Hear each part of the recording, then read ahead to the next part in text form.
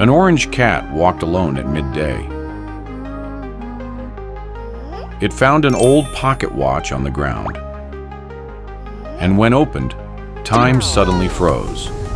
Pigeons in midair, a rabbit mid-step, a surreal scene.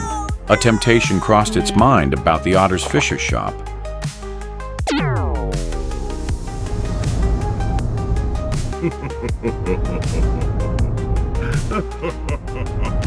But it quickly snapped back. No, no, no! Across the street, a young fox was lost in its phone, unaware of a bus rushing toward it. The cat opened the watch again, dashed to save the fox,